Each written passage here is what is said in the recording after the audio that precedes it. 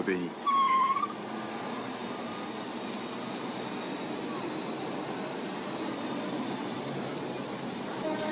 Obéis.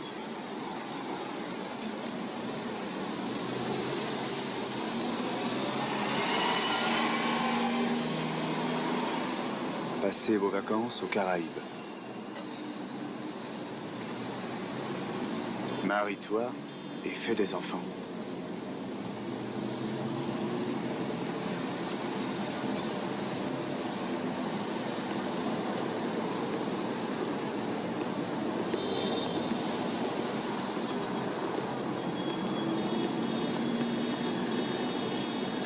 Armistice, tout pour l'homme. Non à la libre pensée. Consomme. Fermé, vendu. Regarde la télé, dors 8 heures par nuit, amuse-toi le jour.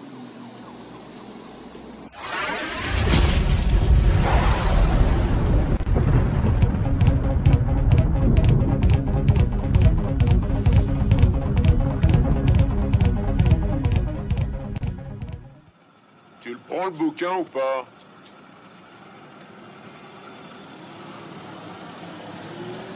Voilà ce que tu dois vénérer.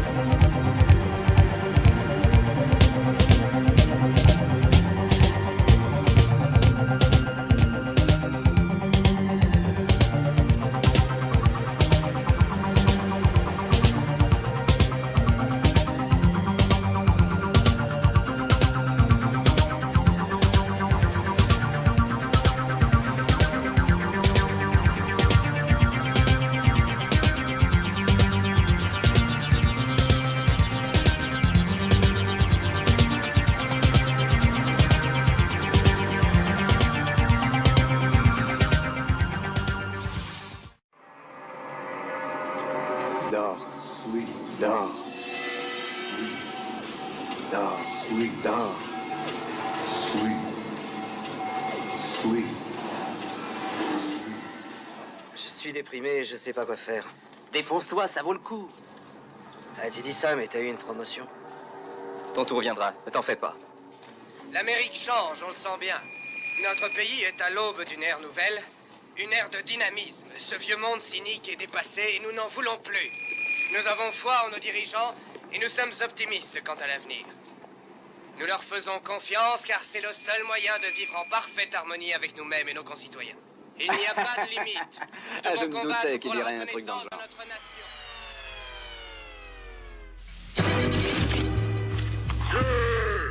L'ennemi nous déclare la guerre. L'histoire, beaucoup de peuples ont été déplacés, niés, massacrés. Mais les Indiens d'Amérique ont en plus la particularité d'avoir ensuite été utilisés, caricaturés et même valorisés. Souvenez-vous, dans les films, les westerns des années 50, ce sont des brutes à cheval, agressifs, sans pitié, mais ils deviennent un peu plus tard des nomades paisibles, victimes du progrès, dans, par exemple, Danse avec les loups. Pour de nombreux Américains, ce furent des sauvages, mais ensuite, ils sont devenus, au fond, les premiers écologistes.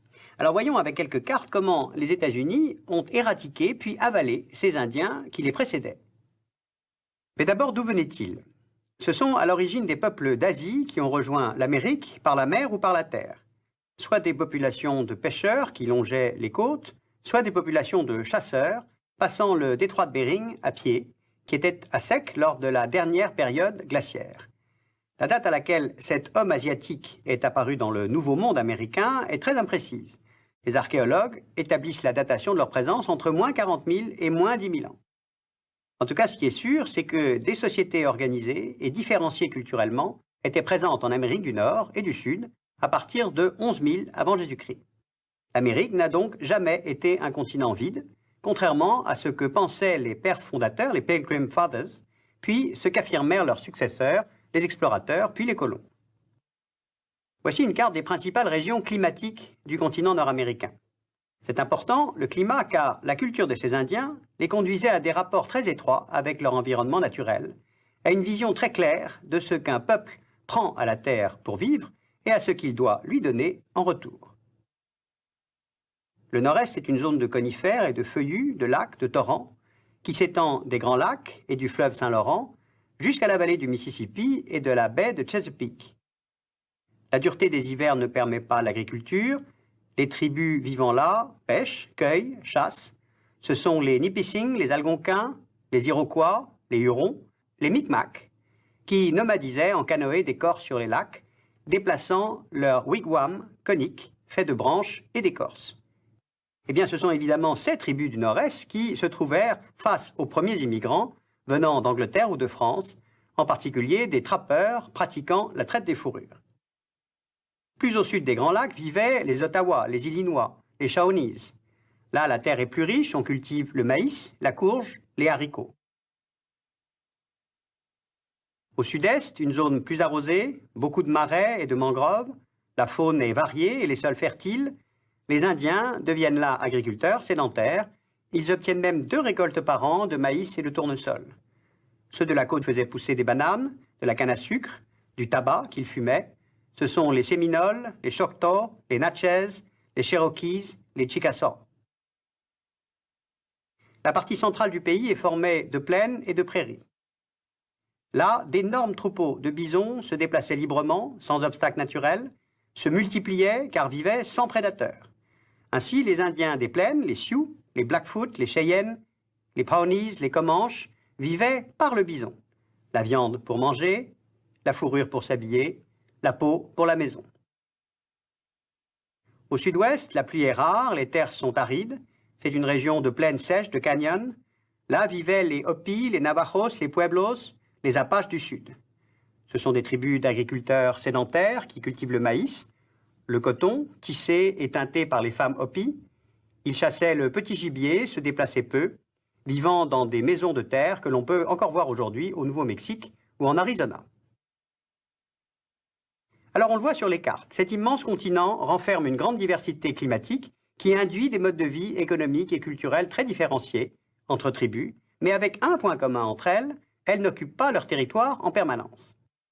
Eh bien, pour les vagues successives de pionniers et puis de colons, c'est peut-être cela qui a rendu légitime le fait de s'approprier les terres de ceux qui ne les cultivent pas en permanence. C'est l'opposition classique entre le sédentaire et le nomade, celui pour qui le travail est une valeur, à l'opposé de celui pour qui c'est un besoin. Voici la limite approximative des territoires des principales tribus indiennes. La dépossession va se faire progressivement, mais totalement, en 200 ans environ. En 1830, soit moins de 60 ans après l'indépendance américaine, le président des États-Unis, Andrew Jackson, fait voter par le Congrès le Indian Removal Bill. C'est une loi autorisant le déplacement vers l'ouest du Mississippi des tribus indiennes situées à l'est. Ainsi furent déportés à marche forcée des dizaines de milliers d'Indiens, provoquant des milliers de morts, notamment dans la tribu des Cherokees. L'expression « piste des larmes » vient de cette déportation. Ces terres indiennes ne cesseront d'être violées à mesure de la progression des colons vers l'ouest, à mesure de la progression du cheval d'acier, c'est-à-dire le chemin de fer. Si on superpose une carte de la progression des lignes de chemin de fer, on comprend que le train est l'un des instruments de la dépossession.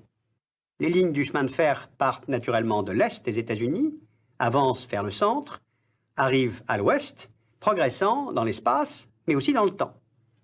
Le premier chemin de fer transcontinental est achevé en 1869.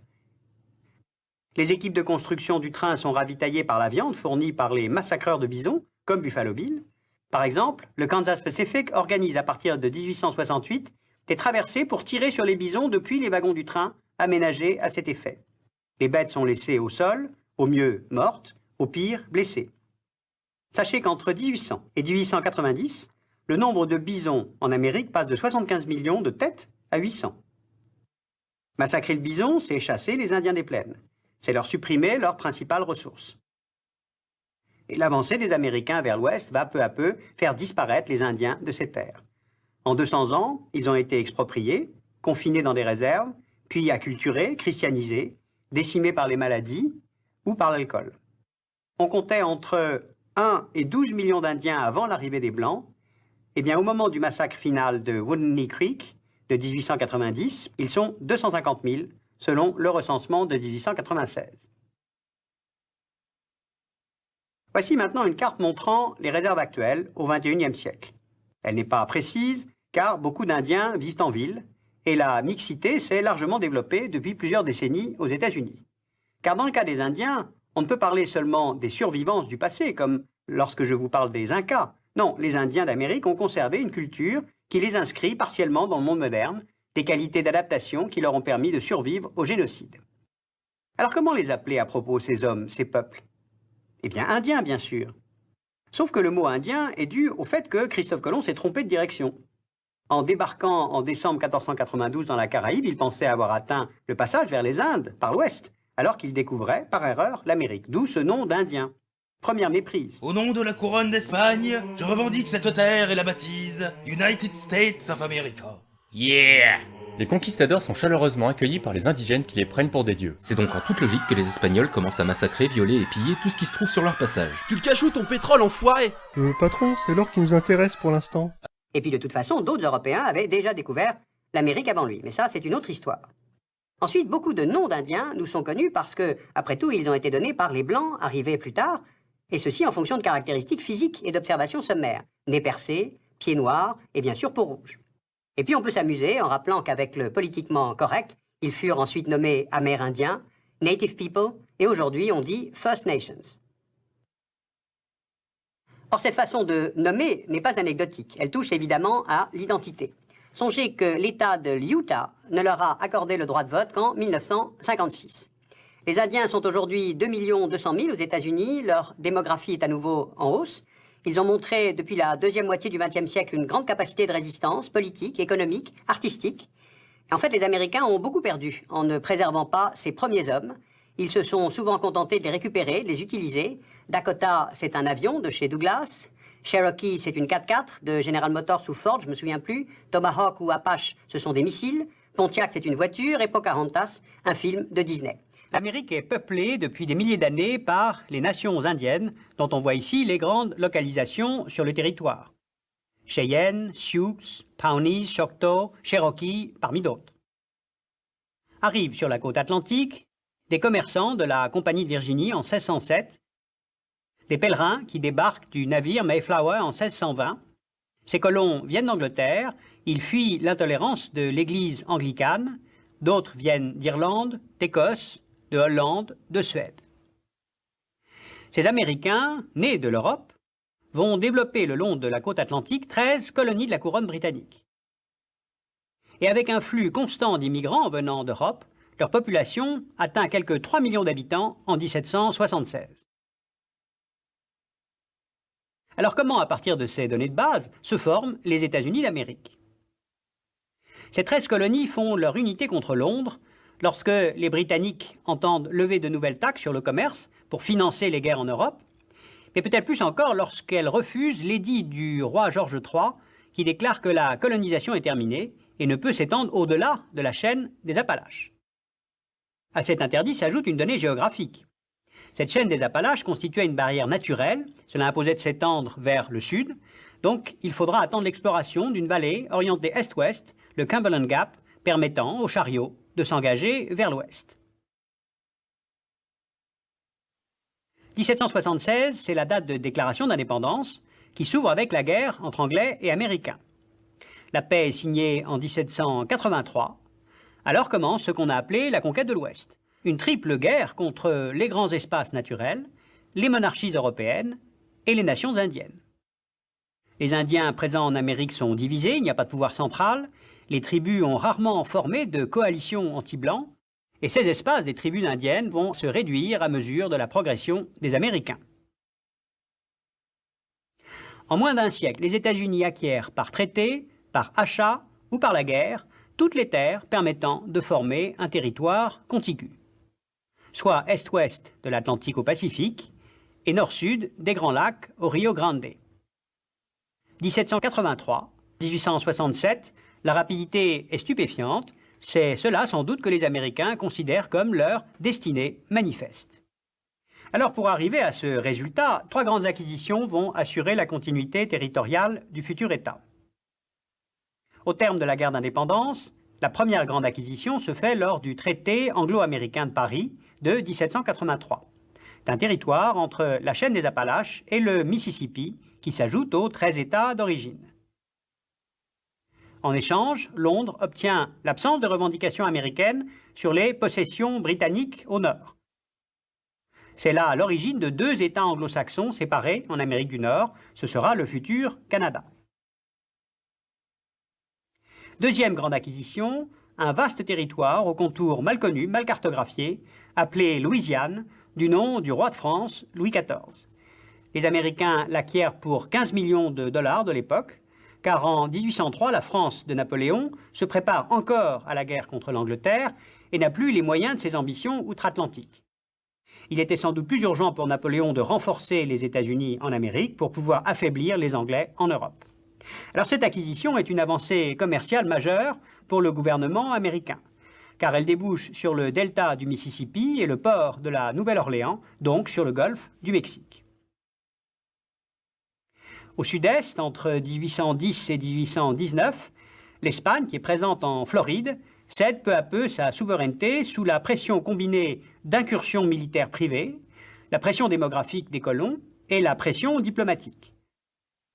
En 1819, les États-Unis obtiennent par le traité Adams-Onis la cession de la Floride espagnole, ce qui ouvre alors la totalité du golfe du Mexique au commerce américain. Maintenant plus à l'ouest. Entre les Rocheuses et la côte Pacifique, entre la côte de l'Alaska qui est russe et au sud, ce Mexique qui est nouvellement indépendant, se loge un territoire où se pratique le commerce des fourrures le long de la rivière Columbia. Au terme de longues négociations avec Londres, les États-Unis acquièrent près de la moitié du territoire de l'Oregon en 1846 par traité avec les Britanniques. Voilà, vous le voyez, l'océan Pacifique est atteint en 70 ans. L'état de rivalité est définitivement terminé entre Anglais et Américains, et il commence avec l'Amérique hispanique. Car au sud, justement, se trouve la République indépendante du Texas, fondée en 1835 au terme de la révolte des colons texans contre le dictateur mexicain Santa Anna. Cette République du Texas demande son rattachement à l'Union.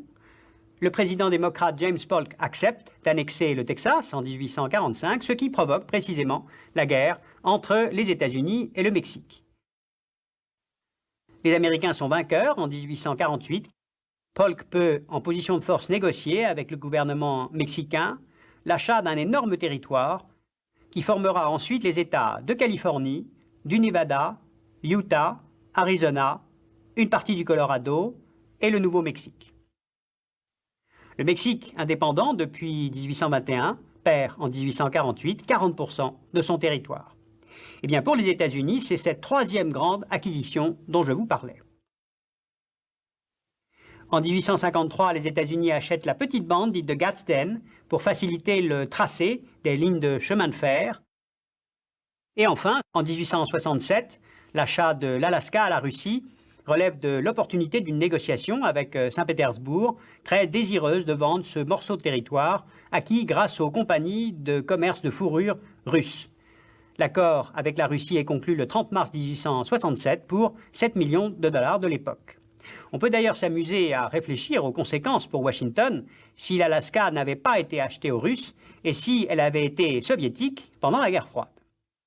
Voilà, le territoire est quasiment formé en un siècle. Après 150 ans de génocide, les colons se rendent compte qu'il n'y a plus assez d'Amérindiens vivants pour leur servir d'esclaves. Trop feignants pour cultiver eux-mêmes les terres qu'ils ont volées, les nouveaux arrivants décident donc d'aller chercher de la main-d'œuvre gratuite en Afrique. Pendant ce temps, en Europe, pour contribuer à la colonisation du Nouveau Monde, on remplit des bateaux en vidant les prisons, les bordels et les hôpitaux psychiatriques. Cette immigration massive de criminels, de putes et de débiles mentaux permet de peupler rapidement les États-Unis. En 1861, les banquiers des États du Nord réalisent que l'esclavage revient trop cher. En effet, il faut nourrir et loger la main-d'œuvre tout en payant tout un tas de connards qui cognent sur les esclaves pour les forcer à travailler. Il serait beaucoup moins coûteux de sous-payer directement la main-d'œuvre. La guerre de sécession a donc lieu et à la fin, on libère tous les esclaves qui accèdent désormais au statut de travailleurs surexploités. Youpi!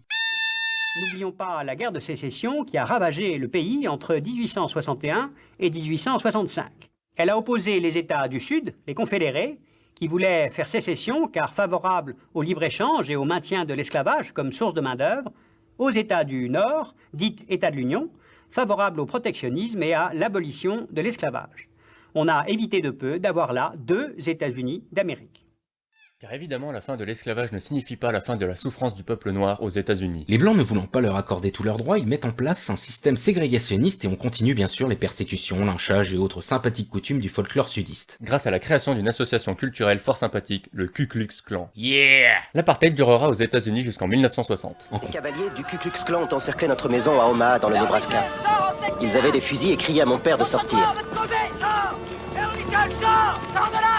Ma mère est sortie sur le perron, où tout le monde pouvait voir son état. Elle leur a dit que mon père était allé dans le Milwaukee. Les hommes en cagoule disaient que les bons chrétiens blancs accusaient mon père d'être un fauteur de troubles et nous sommaient de quitter la ville.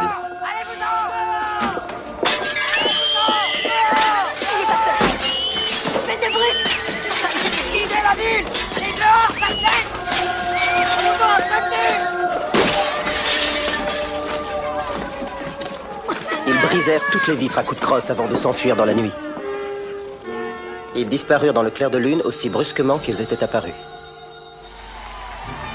Frères et sœurs, je suis ici pour mettre le blanc en accusation. J'accuse le blanc d'être le plus grand assassin sur cette terre. J'accuse le blanc d'être le plus grand kidnappeur sur cette terre. Nulle part en ce monde où il est passé, le blanc peut dire qu'il a créé la paix et l'harmonie. Partout où il est passé, il a semé le chaos. Partout où il est passé, il a semé la destruction. C'est pourquoi je l'accuse. Je l'accuse d'être le plus grand kidnappeur sur cette terre. Je l'accuse d'être le plus grand assassin sur cette terre. Je l'accuse d'être le plus grand voleur, le plus grand esclavagiste sur cette terre. J'accuse le blanc d'être le plus grand mangeur de porc sur cette terre. Le plus grand ivrogne sur cette terre. Il ne peut nier ces accusations. Vous non plus, vous ne pouvez nier ces accusations. Nous sommes la preuve vivante de ces accusations. Vous en êtes la preuve vivante. Tu n'es pas américain, tu n'es qu'une victime de l'Amérique. Tu n'as pas choisi de venir ici. Il n'a jamais dit, frère noir, sœur noire, viens avec moi, nous bâtirons ensemble l'Amérique. Il a dit, vous les nègres, à fond de cale, je vous expédie là-bas et vous travaillerez pour la construction de l'Amérique. Que tu sois né ici ne fait pas de toi un Américain. Je ne suis pas américain, tu n'es pas américain. Tu n'es qu'un parmi les 20 millions de Noirs qui sont les victimes de l'Amérique. Toi et moi, nous n'avons jamais connu la démocratie. On n'a jamais connu la démocratie dans les champs de coton de Géorgie. Il n'y avait pas de démocratie là-bas. On n'a jamais connu la démocratie dans les rues de Harlem, de Brooklyn, de Détroit ni de Chicago. On n'a pas connu la démocratie là-bas, non. On n'a jamais connu la démocratie. Tout ce qu'on a connu, c'est l'hypocrisie. Le rêve américain connaît pas. Nous vivons chaque jour le cauchemar américain. Freedom-fighting patriots believe quite correctly that it is their First Amendment right to film the police in public. And yet they, like so many across this country, are being told by law enforcement that they do not have the right to film the police. America, if we can't keep an eye on the police, how can we keep them accountable to the people they are sworn to serve and protect? We need an end to this East Germany-like infringement on our inherent right to free speech. You can film the police in public. Qu'est-il arrivé à nos femmes? Des femmes qui auraient pu être médecins, avocats, professeurs ou pères. Qui va élever nos enfants? Qu'est-il arrivé à nos hommes? Des hommes qui auraient pu être mathématiciens, électriciens ou médecins. Que leur est-il arrivé? Que va-t-il arriver au petit garçon qui a besoin de son père mais dont le père est en prison? Que va-t-il arriver à la petite fille, elle qui a besoin de sa mère et dont la mère se pend dans la rue? Attends-moi. Décidément, je vous le dis, ce démon a fait de nous, de vous, de moi, des âmes mortes. Tiens, vous êtes morts. Spirituellement, vous êtes morts, morts à la conscience de vous-même, morts à la conscience de votre peuple, morts à la connaissance de votre Dieu. Oh, mes frères et mes sœurs, ils devraient tomber à genoux pour implorer notre pardon. Oh, mes frères et mes sœurs, cette race a commis l'un des plus grands crimes contre vous et moi, et cela se répète chaque jour. Il devrait tomber à genoux et reconnaître le crime qu'il a commis. Mais le fait-il? Le fait-il? Non, non, il vous méprise, il vous casse la tête à coups de gourdin, il vous assomme à coups de matraque, et il vous traite de nègre.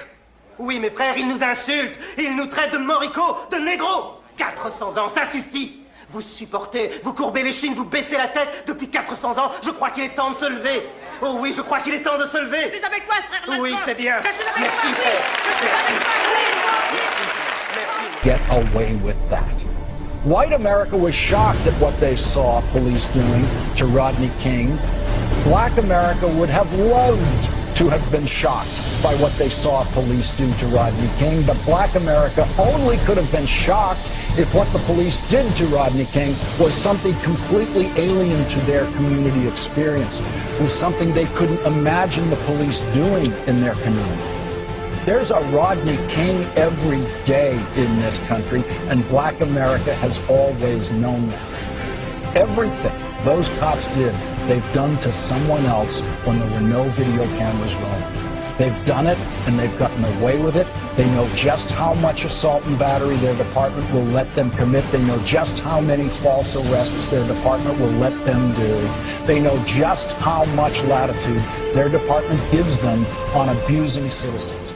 Les États-Unis vont profiter de la Seconde Guerre mondiale pour devenir la première puissance militaire au monde. Après avoir financé la montée au pouvoir des nazis, ils décident d'entrer en guerre pour montrer au monde qui est le nouveau patron.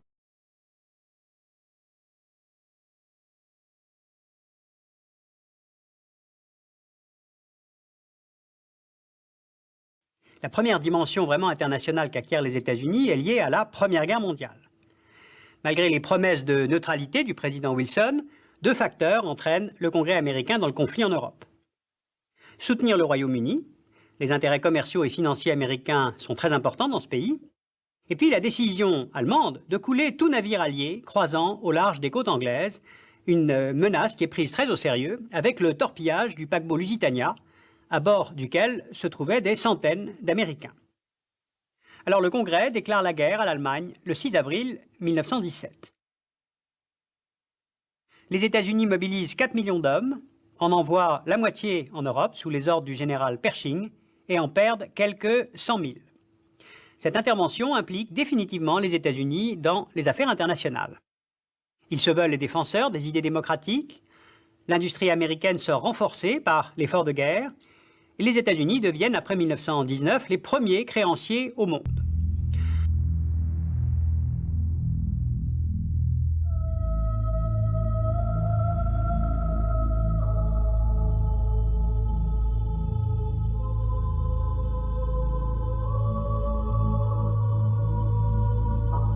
The Zionists in Germany, who represented the Zionists from Eastern Europe, went to the British War Cabinet, and I'm going to be brief because this is a long story, but I have all the documents to prove any statement that I make if anyone here is curious or doesn't believe what I possible.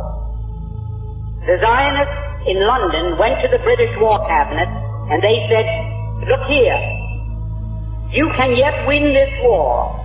You don't have to give up. You don't have to accept a negotiated peace offered to you now by Germany. You can win this war if the United States will come in as your ally. The United States was not in the war at that time. We were fresh, we were young, we were rich, we were powerful. And they told England, we will guarantee to bring the United States into the war as your ally, to fight with you on your side, if you will promise us Palestine after you win the war.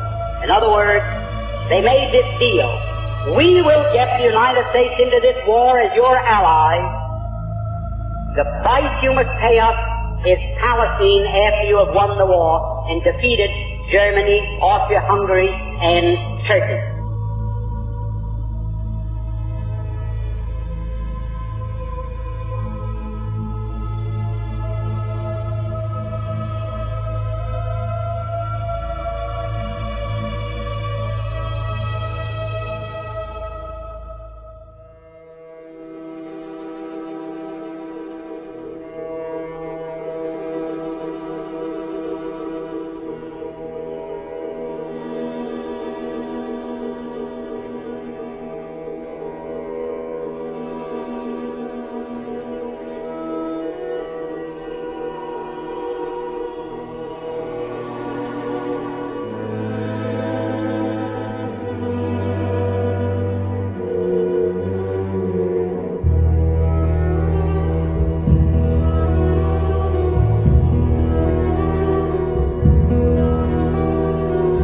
But it wasn't just Swiss bankers who dealt with Hitler's right.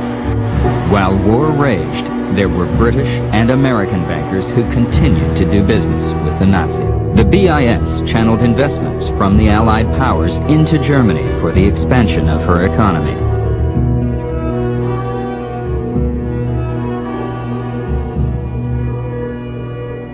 So, by 1816, some authors claim the Rothschilds had taken control over the Bank of England. But a group of Zionists at the same time was quietly negotiating an agreement with the Nazis to allow the immigration of German Jews and the transfer of their assets to Palestine. That deal, reported in August 1933, was the transfer agreement.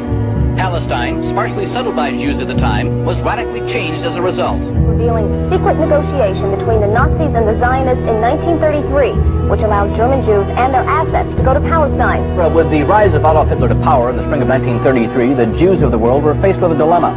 They could raise a cry of protest, a cry few would heed, or they could make a deal with Hitler, a deal that would bring a step closer their dream of an independent Jewish state. Maintenant, la Deuxième Guerre mondiale. C'est la deuxième grande intervention des États-Unis sur la scène internationale. C'est vers 1937 que le Congrès américain perçoit la montée des périls, notamment avec Hitler à la chancellerie et la montée de l'antisémitisme, mais aussi avec les invasions de la Corée et de la Chine du Nord par le Japon impérial et cette volonté de fonder une zone de coprospérité dans la région Asie-Pacifique. Rappelons que Washington avait imposé au Japon un embargo sur l'acier et le pétrole, auquel Tokyo répond par l'attaque de Pearl Harbor en décembre 1941, cette attaque faisant elle-même entrer les États-Unis dans la guerre. Le Japon, l'Allemagne, dans les buts de guerre définis en 1941 entre Churchill et Roosevelt, sont désignés comme les pays de l'Axe qu'il faut absolument vaincre. Aux États-Unis, la mobilisation est générale, 12 millions de mobilisés, les 2 tiers formant l'arrière, l'autre tiers au combat, dans le Pacifique et sur le front européen, avec des débarquements en Sicile, en Provence, en Algérie, en Normandie. Le calcul américain était d'empêcher l'avènement d'une grande puissance maritime en Asie, c'est-à-dire le Japon, et en Europe d'une grande puissance non démocratique, c'est-à-dire l'Allemagne nazie. 300 000 Américains y laissent la vie pour notamment la démocratie en Europe, rappelons-le tout de même. Or, à la victoire de 1945, les États-Unis se retrouvent face à ce qu'ils avaient combattu, une puissance continentale non démocratique, c'est-à-dire l'Union soviétique. Ils en profitent au passage pour tester leur dernière invention fort sympathique, la bombe atomique. Ils font 200 000 victimes en 2 bombes, en grande majorité des civils, le bombardement des populations civiles étant depuis lors la marque de fabrique des guerres américaines. 6 août 1945. Le largage de la bombe doit être fait à vue, non au radar, pour plus de précision. 3 avions éclaireurs sont partis étudier la météo des 3 cibles potentielles. Il y a des nuages au-dessus de Kokura. Niigata s'avère trop loin vu le surpoids de la bombe. À Hiroshima, le ciel est clair. La ville est choisie pour cible. Little Boy est larguée à plus de 9000 mètres d'altitude. Elle explose une quarantaine de secondes plus tard, à 600 mètres au-dessus de Hiroshima.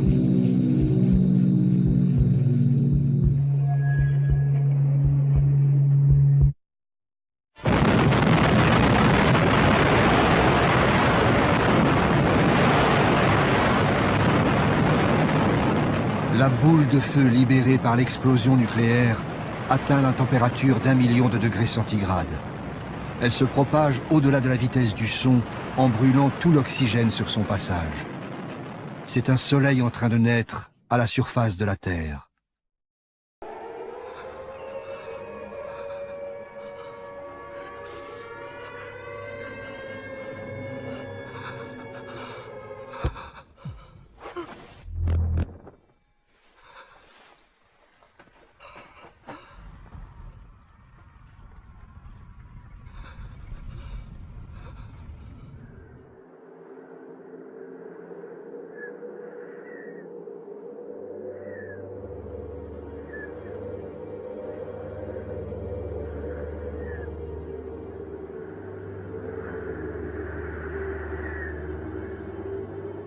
« 6 août.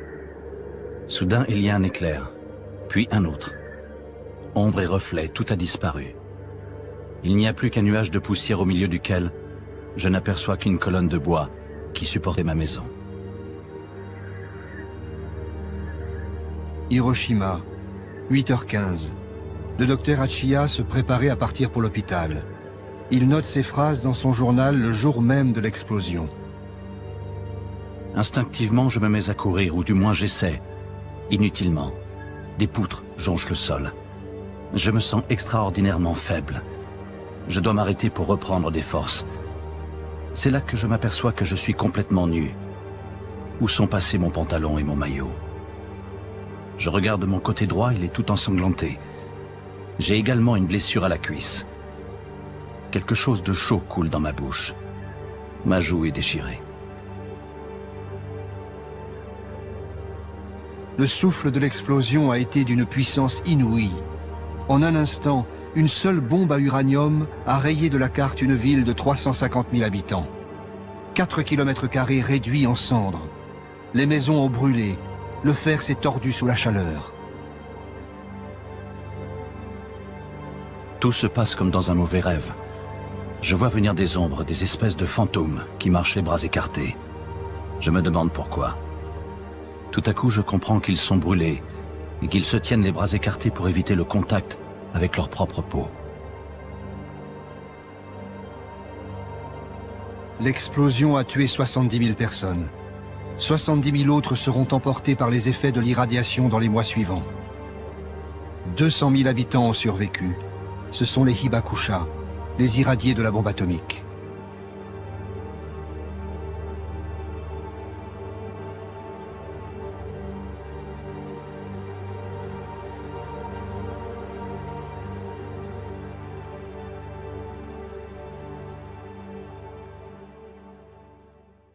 Hiroshima et Nagasaki sont détruites.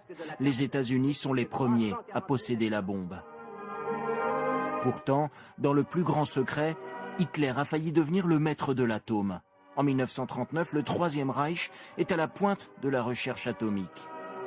L'Allemagne est la première puissance scientifique mondiale. C'est elle qui a le plus de prix Nobel en physique dans l'entre-deux-guerres. Et c'est en Allemagne que l'on découvre la réaction en chaîne qui peut être exploitée pour donner l'énergie atomique. En conquérant l'Europe, l'Allemagne nazie met la main sur des stocks d'uranium en Belgique, de l'eau lourde en Norvège, un cyclotron en France, tout ce qui sert à fabriquer un réacteur nucléaire. Alors, pourquoi Hitler n'a pas eu la bombe? Dans son livre, cet historien l'explique par la multiplication des équipes de recherche. Hitler maintenait ainsi son pouvoir sur l'ensemble de l'appareil d'État en le divisant en des institutions qui étaient souvent concurrentes entre elles. Et c'est ce qu'on trouve dans le programme nucléaire, où le programme nucléaire des militaires va être concurrent de celui des civils. Werner Heisenberg travaille avec Carl Friedrich von Weizsäcker. Face à eux, Kurt Dibner. Les savants se disputent les crédits, le matériel, et tout le monde veut être dans la course. Le plus inattendu, le ministre des Postes, Wilhelm Ohnesorg, qui lui aussi mène sa recherche et qui veut son réacteur nucléaire, réacteur atomique, sans trop savoir d'ailleurs comment ça fonctionne ni ce qu'il en fera, mais enfin il s'agit de briller aux yeux du Führer. Désorganisation, inefficacité, et en plus Hitler ne croit pas à la bombe atomique, comme le racontait en 1971 son ancien ministre Albert Speer. Parce qu'il négligeait tout ce qui venait de la science moderne. Le Führer veut plutôt moderniser les armements de 14-18, chars, fusils, canons. En fait, c'est même pas lui, c'est sa propagande qui n'arrêtait pas de parler d'armes nouvelles, terrifiantes, etc. Mais tout ça était extrêmement flou. À partir de 1942, tous les moyens sont concentrés sur les fusées V1 puis V2. Le nucléaire passe au second plan, il n'y aura pas de bombe atomique. En 1945, dans les labos secrets des nazis, les Américains découvrent cette pile atomique inachevée. Dans la course aux armements, les États-Unis auront investi des milliards de dollars pour contrer une bombe atomique allemande qui n'a jamais existé. Vous voulez dire que c'est votre Dieu qui est là-bas? Une bombe? Votre Dieu? Vous ne comprenez pas, Monsieur Brent. Cette bombe est notre divinité représentant la paix. C'est votre divinité représentant la paix. La bombe atomique, la divinité de la paix. Ah, laissez-moi rire. A short time ago, an American airplane dropped one bomb on Hiroshima and destroyed its usefulness to the enemy. That bomb has more power than 20,000 tons of TNT. It is an atomic bomb. It is a harnessing of the basic power of the universe.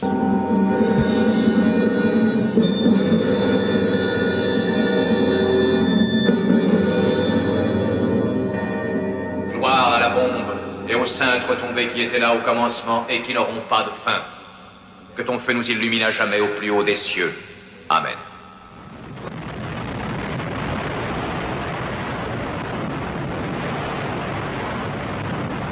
Constatant que la guerre est très bénéfique pour leur économie, les States vont par la suite déclarer guerre après guerre, dans un premier temps sous un prétexte idéologique comme en Corée ou au Vietnam pour contrer le communisme. La guerre froide entre Washington et Moscou est longue, 1947-1991.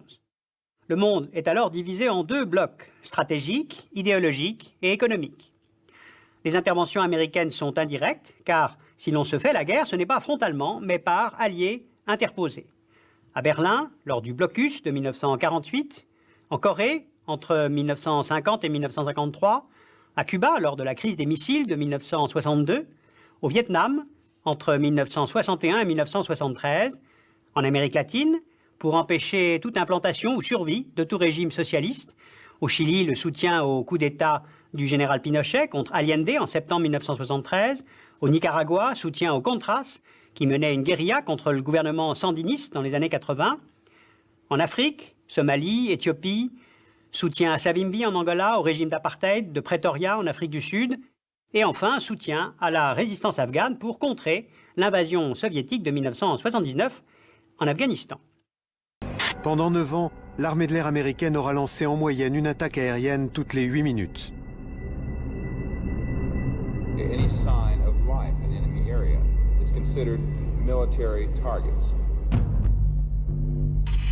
When it gets down to people in Laos, whatever moved was shot at, was bombed, was naped.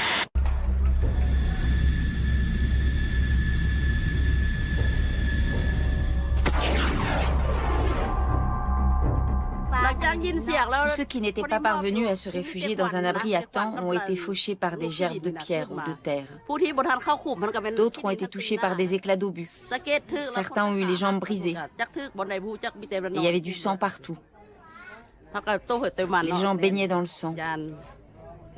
Certains ont été tués par les éclats d'obus, d'autres ont été ensevelis vivants. Leur visage et leur corps étaient carbonisés.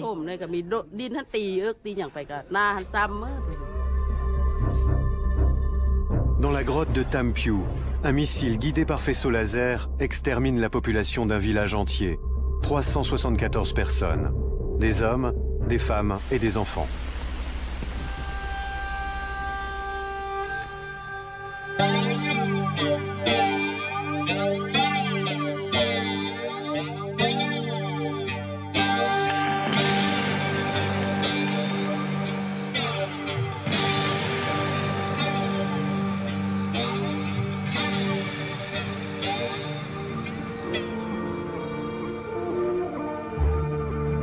Au début des années 60, le pays des millions d'éléphants et du parasol blanc, comme le Laos aime à se nommer, est riche et pauvre à la fois. Riche de sa culture et de ses populations. Plus d'une cinquantaine d'ethnies cohabitent. De nombreux paysans vivent à ce point coupés du monde qu'ils ne savent pas qui dirige le pays. Ils sont organisés en villages et en tribus. Économiquement, le Laos est un des pays les plus pauvres du monde.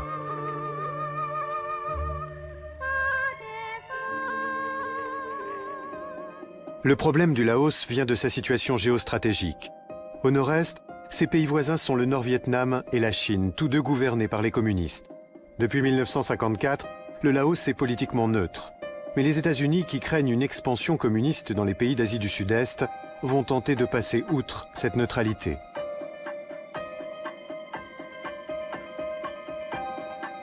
Pour ce faire, ils financent 100% du budget militaire laotien. Parallèlement, ils vont multiplier les tentatives de déstabilisation du pays pour justifier leur propre intervention. À cette époque, le Laos est une monarchie constitutionnelle. Le Parlement est divisé en 3 fractions. Les conservateurs et les neutralistes, auxquels les Américains fournissent des armes, et les communistes laotiens du parti Pathet Lao, équipés d'armes soviétiques.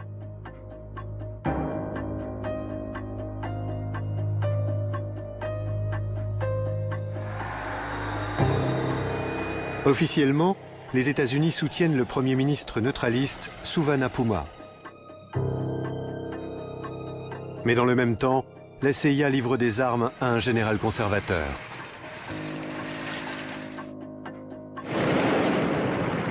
Conséquence de ces agissements, à partir de 1960, une guerre civile met aux prises les 3 fractions politiques.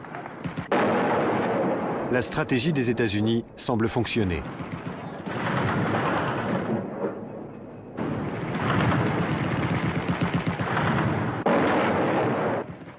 security of all Southeast Asia will be endangered if Laos loses its neutral independence. Its own safety runs with the safety of us all, in real neutrality, observed by all. En 1961, au sommet de Vienne, Kennedy et Khrouchtchev conviennent que le Laos ne doit pas devenir le théâtre d'une guerre. La conférence de Genève de 1962 entérine la neutralité du Laos. Les trois partis laotiens constituent un gouvernement de coalition et les États-Unis retirent officiellement leurs conseillers militaires.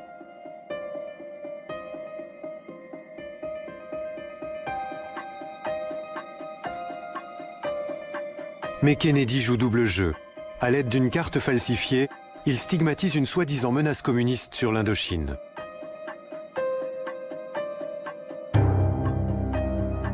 De plus, les troupes alliées des États-Unis ne figurent pas sur la carte. Ce prétexte permettra à Kennedy de faire stationner 5000 troupes en Thaïlande, l'un des pays voisins, et le président de la CIA reçoit le feu vert pour mener des opérations clandestines au Laos. La guerre secrète vient de commencer.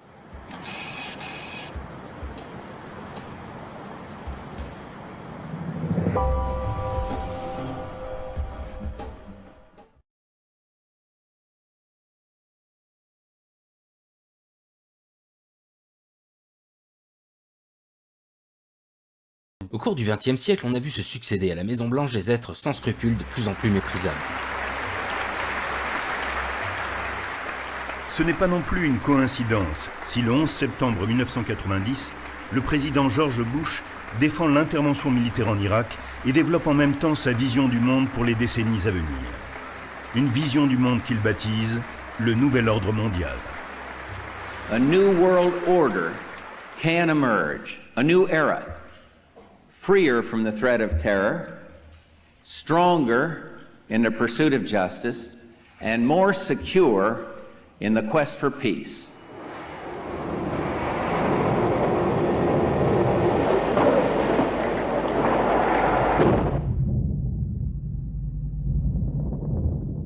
Premier acte du Nouvel Ordre Mondial, le bombardement de Bagdad, la capitale irakienne.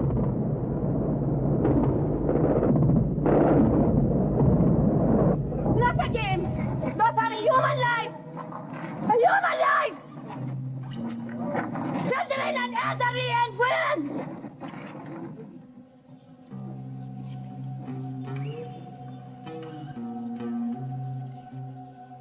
Pour beaucoup d'Irakiens, ce bombardement n'est pas vécu comme une aide apportée par les puissants aux plus faibles. Il est vécu comme une humiliation, dont l'onde de choc résonne à travers tout le monde musulman. La guerre du Golfe de 1990-91, c'est-à-dire l'intervention de la coalition arabo-occidentale contre l'Irak, conduite par Washington, n'est plus liée à la guerre froide, mais au franchissement de frontières d'un pays par un autre et aux 9% de réserve mondiale de pétrole détenues par le Koweït. L'intervention liée à la Somalie en 1992 est incompréhensible. Elle ne rentre dans aucun schéma, aucune des logiques proposées ici. On est en plein dans la confusion militaire-humanitaire et l'intervention ne sert à rien, à personne. Les États-Unis rêvent et parlent du nouvel ordre mondial et échouent en Somalie. Acte 2 du Nouvel Ordre Mondial. Pour consolider sa mainmise sur le Moyen-Orient, l'Occident utilise cet échec apparent. Il impose à l'Irak un contrôle de son espace aérien et l'armée américaine installe durablement ses bases en Arabie Saoudite, aux portes de la Mecque. La preuve d'ailleurs, au même moment, les États-Unis ne souhaitent pas intervenir ni en Bosnie, ni au Kosovo, et n'enverront que des avions, venant d'ailleurs fort tardivement de l'Alliance Atlantique de l'OTAN. Les intérêts, là, n'étaient pas clairement identifiés pendant la présidence démocrate de Clinton, or on était là au cœur même d'enjeux démocratiques. C'est donc en toute logique que les USA deviennent le premier pays au monde à élire un singe comme président. En effet, en 2001, George Walker Bush, dont le grand-père Prescott Bush a fait fortune grâce à ses affaires avec les nazis, devient le 43e président des États-Unis. Son ignorance, son regard vide, son pédigré douteux et son élection frauduleuse contribueront grandement à faire de lui le président le plus lamentable et détesté de l'histoire de l'humanité. Aux États-Unis, les démocrates perdent les élections face à George Bush fils. Début 2001, 20 ans après la présidence de Ronald Reagan, les néoconservateurs de la droite évangéliste sont de retour à la Maison-Blanche. L'acte 3 du nouvel ordre mondial va maintenant se jouer.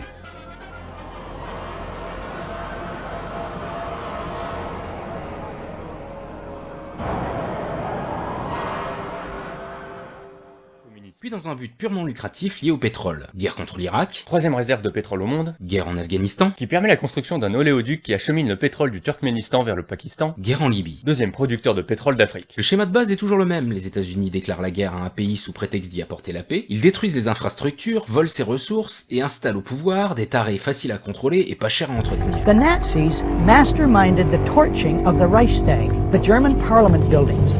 On February the 27th, 1933, Hitler and his henchmen designate the communists as the villains and label them terrorists. The government promises proof, but never provides it. The communists did not do it. The big lie of who torched the Reichstag is used by Hitler to sow fear. The claim is that the fatherland, think homeland, is under threat. He then is free to launch preemptive strikes against other countries and wage a world war sold as patriotic. That they did so is historical fact. Portrayed best in William L. Shirer's masterpiece, The Rise and Fall of the Third Reich. En 1962, pour légitimer une guerre contre Cuba, l'état-major interarmé des États-Unis avait envisagé des attentats terroristes contre sa propre population. Le document déclassifié que nous présentons ici révèle le plan de l'opération Northwoods. Une série d'attentats tuant des civils et des militaires américains pour mobiliser l'opinion publique contre Fidel Castro. L'état-major avait notamment planifié un attentat contre un bâtiment de guerre et un détournement d'avion. Le projet des généraux fut empêché par le président Kennedy un an avant son assassinat. Call the White House and tell them, we know the government's planning terror. Oklahoma City and World Trade Center was terrorism. We know the Joint Chiefs of Staff wanted to blow up airliners, Baltimore Sun. If you do it, we're going to blame you, so we know who's up to it. Or if you let some terrorist group do it, like the World Trade Center, we know who to blame.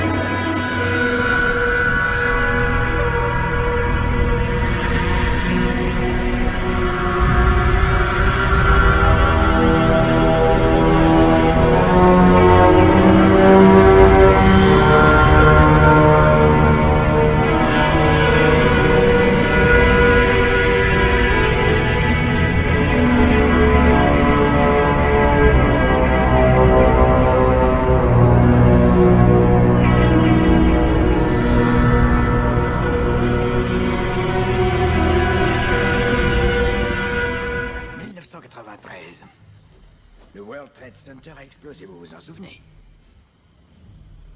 Il y a un des accusés qui a dit pendant le procès que la CIA était au courant de tout. Le visa diplomatique de ce cher accusé était délivré par la CIA. Nous ne sommes pas loin de penser qu'ils ont commandité cette bombe pour justifier une augmentation de crédit. Vous voulez me faire croire que vous engagez des faux terroristes et ça seulement pour soutirer du fric au Congrès? Malheureusement, monsieur NC, je ne sais pas comment je vais fabriquer 4000 morts. Alors je crois que nous allons les tuer pour de vrai. On attribuera ça aux musulmans, naturellement. Et j'obtiendrai mes subventions. Bonne nuit, Charlie.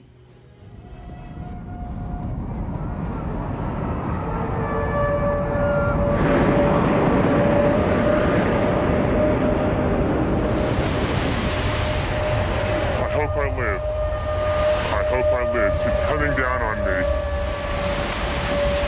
Here it comes. I'm getting behind the car.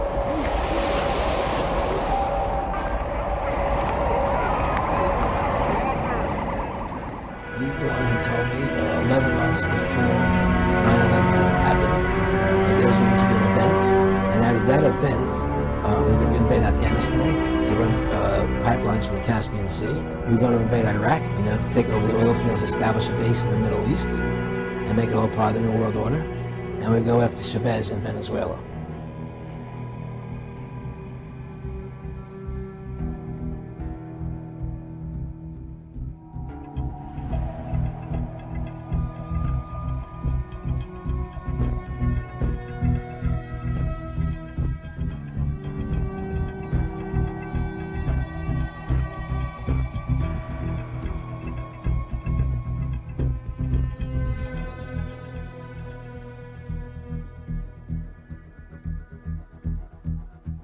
Osama bin Laden, Osama bin Laden, Osama bin Laden, bin Laden, Osama bin Laden, Al Qaeda, Al Qaeda, Al Qaeda, Al Qaeda, 9/11, Al Qaeda's.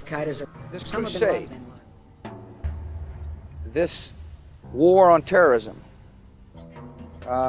is going to take a while, and the American people must be patient. I'm going to be patient, but I can assure the American people, I am determined. I'm not going to be distracted. The Constitution of the United States against all enemies, foreign and domestic, and I will bear true faith and allegiance to the same. I will obey the orders of the President of the United States. So help me God. En octobre 2001, George Bush lance sa nouvelle croisade en envahissant l'Afghanistan et la baptise « Guerre globale contre la terreur ». Les événements du 11 septembre l'ont transformé en un missionnaire convaincu, quelqu'un qui croit passionnément que nous sommes appelés à répandre la paix et la démocratie dans le monde, que c'est donc son devoir d'entreprendre la guerre globale contre la terreur. Il considérait vraiment, et il continue à être convaincu, qu'il avait été appelé pour réaliser cette mission.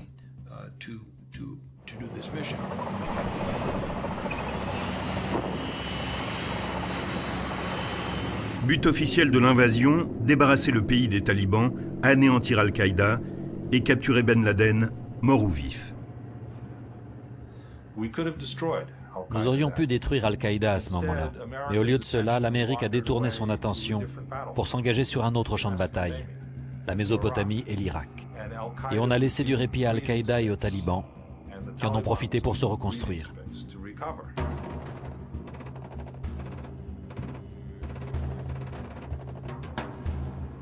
Les États-Unis se détournent de l'Afghanistan et décident d'envahir l'Irak. Officiellement, pour débarrasser le pays de Saddam Hussein et de ses armes de destruction massive, faire la guerre au terrorisme, traquer Al-Qaïda et rétablir la démocratie.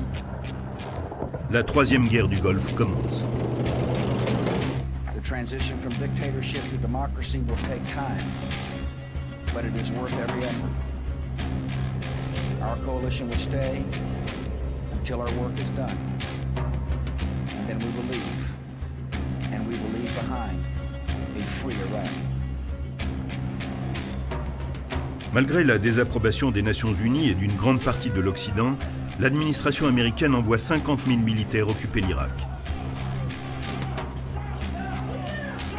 Andrew Bacevich Jr., militaire de carrière comme son père, est lui aussi envoyé au front.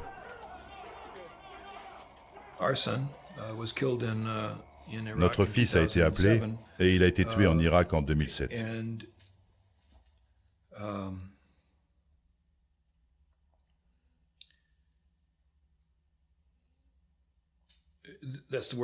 C'est la pire chose qui me soit arrivée de toute ma vie. Cela dit, je n'ai pas essayé de l'en dissuader. Je pense que servir son pays est une chose honorable. Je pense aussi que les soldats ne choisissent pas. Ils n'ont pas à choisir les circonstances de leur mission.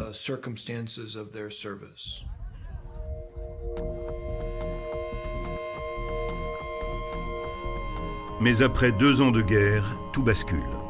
L'intervention militaire américaine permet de renverser Saddam Hussein, mais on ne trouve pas d'armes de destruction massive.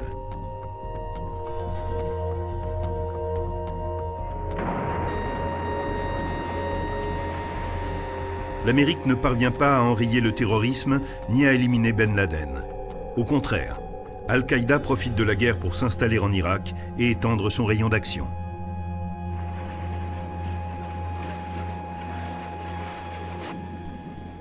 Nous allons tenter de comprendre si l'attaque du 11 septembre a changé les axes de la politique étrangère américaine. Cette fois, nous sommes donc au XXIe siècle.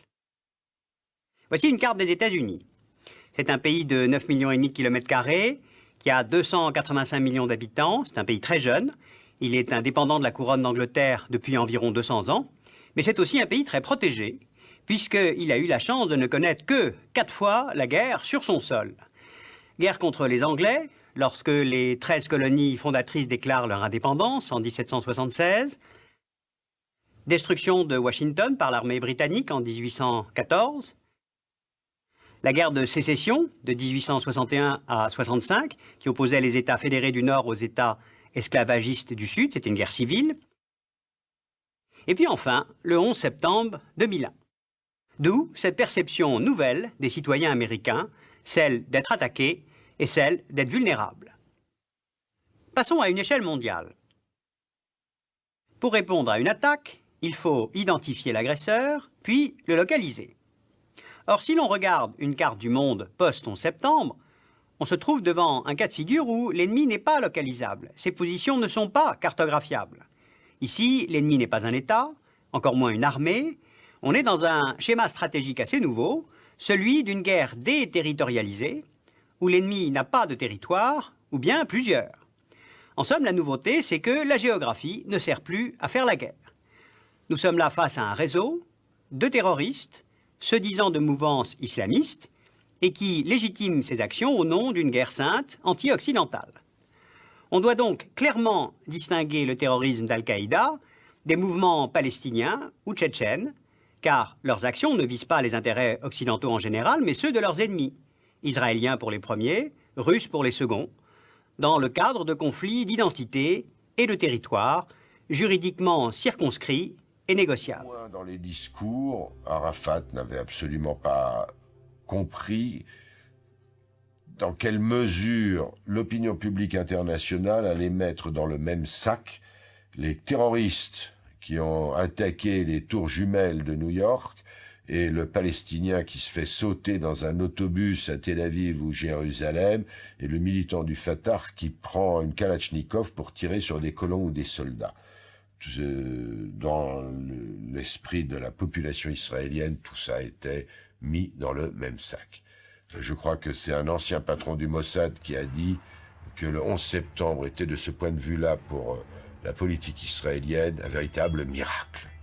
Israël était du bon côté.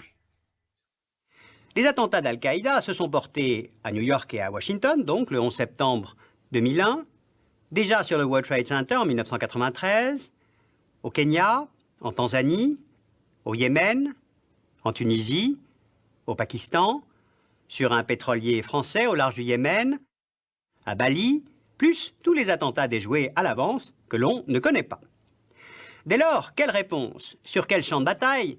Puisqu'il n'y a ni champ, ni bataille, ni négociation.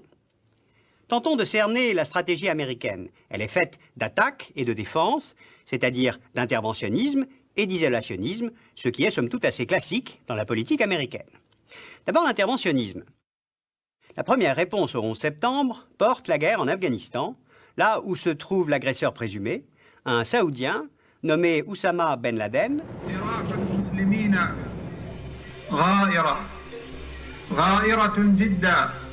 في كل مكان ولكن جراحنا اليوم في أعظم مقدساتنا في البيت العتيق في الكعبة المشرفة في مسجد نبينا عليه الصلاة والسلام.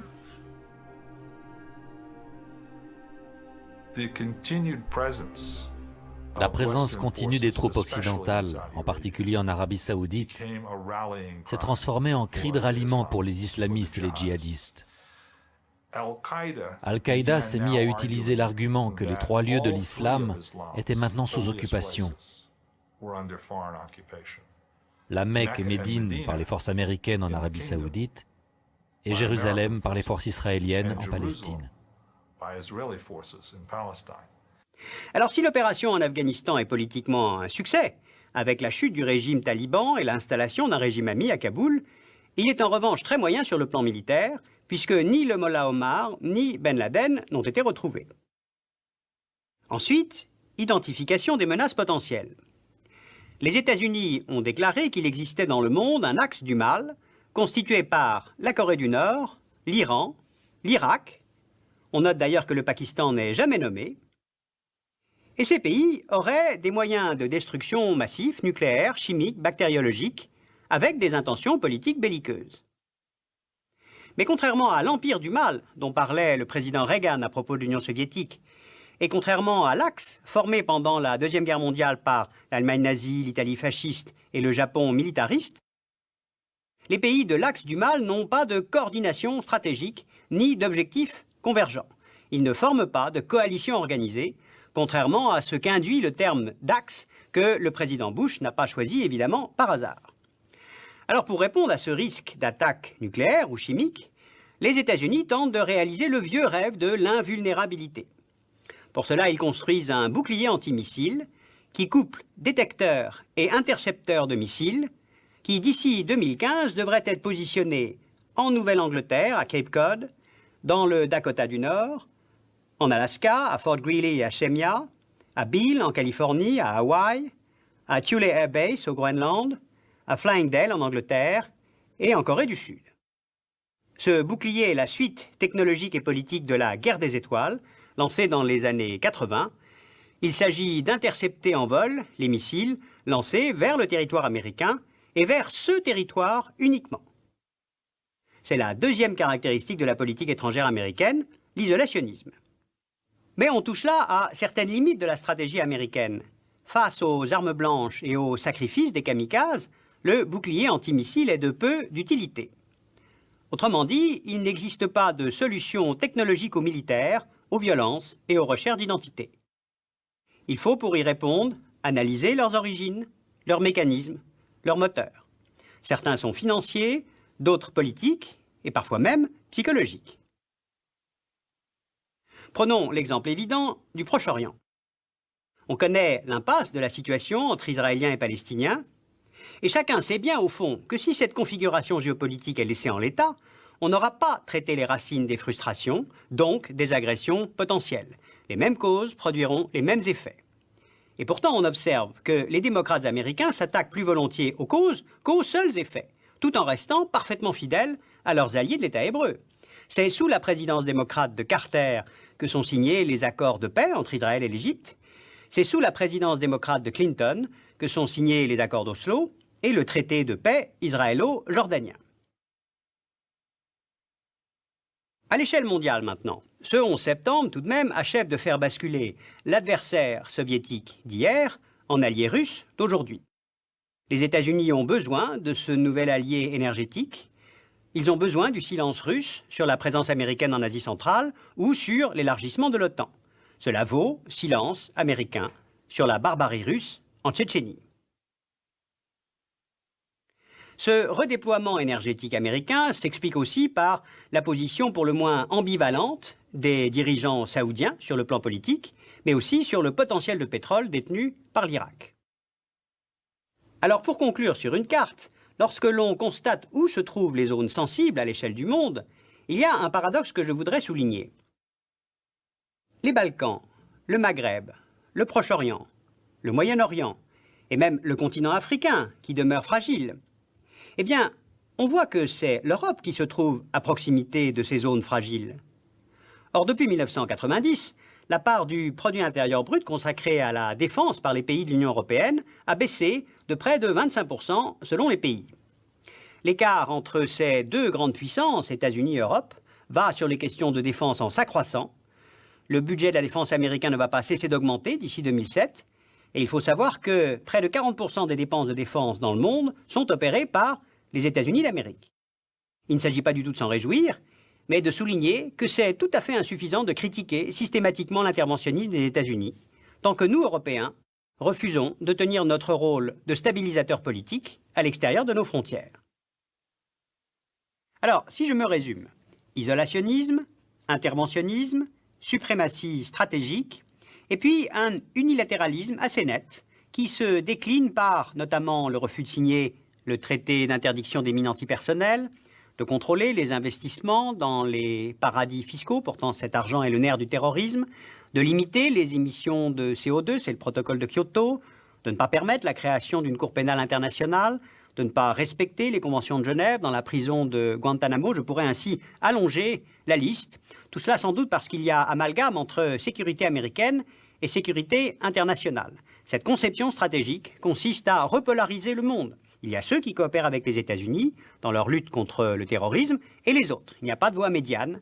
car il y a, pour les États-Unis, strictement rien à comprendre face à de tels actes. Les États-Unis, une nation d'obèses, incultes, trouillards et intolérants. Un pays bâti sur des génocides, qui a grandi dans l'esclavage et qui vit grâce à la guerre et au pillage des ressources étrangères. Comment éprouver une quelconque affection pour un tel concentré de mal absolu? Comment en est-on arrivé à idolâtrer cette immense fosse à merde qu'est l'Amérique?